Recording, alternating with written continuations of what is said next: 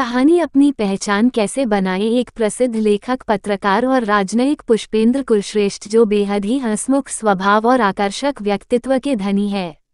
उनकी पत्रकारिता देश ही नहीं अपितु विदेश में भी प्रसिद्ध है।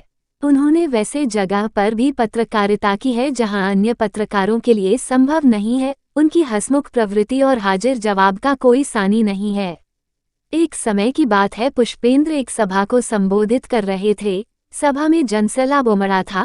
लोग उन्हें सुनने के लिए दूर दूर से आए हुए थे। जब वह अपना भाषण समाप्त कर बाहर निकले, तब उनकी ओर एक भीड़ ऑटोग्राफ के लिए बढ़ी।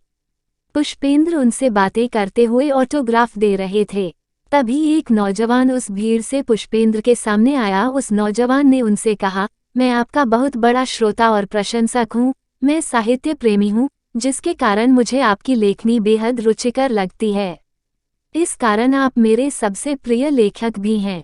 मैंने आपकी सभी पुस्तकें पढ़ी है और आपके व्यक्तित्व को अपने जीवन में उतारना चाहता हूँ। किंतु मैं ऐसा क्या करूँ जिससे मैं एक अलग पहचान बना सकूँ, आपकी तरह ख्याति पा सकूं। ऐसा कहते हुए उस नौजवान ने अपनी पुस्तिका ऑटोग्राफ के लिए पुष्पेंद्र की ओर बढ़ाई। पुष्पेंद्र ने उस समय कुछ नहीं कहा और उसकी पुस्तिका में कुछ शब्द लिखे और ऑटोग्राफ देकर उस नौजवान को पुस्तिका वापस कर दी। इस पुस्तिका में यह लिखा हुआ था, आप अपना समय स्वयं को पहचान दिलाने के लिए लगाएं। किसी दूसरे के ऑटोग्राफ से आपकी पहचान नहीं बनेगी। जो समय आप दूसरे लोगों को लिए देते हैं, वह समय आप स्वयं के लिए दें। नौजवान इस जवाब को पढ़कर बेहद प्रसन्न हुआ और उसने पुष्पेंद्र को धन्यवाद कहा कि मैं आपका यह वचन जीवन भर याद रखूंगा और अपनी एक अलग पहचान बनाकर दिखाऊंगा। पुष्पेंद्र ने उस नौजवान को धन्यवाद दिया और सफलता के लिए ढेर सारी शुभकामनाएं भी दी। Moral of the story: what we learn from this Hindi motivational story. Create your own unique personality and identity instead of following others. The one who follows will always have to remain under the shadow of the topper.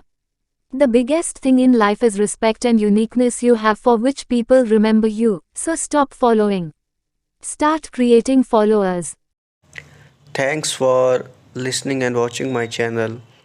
Like, subscribe and share.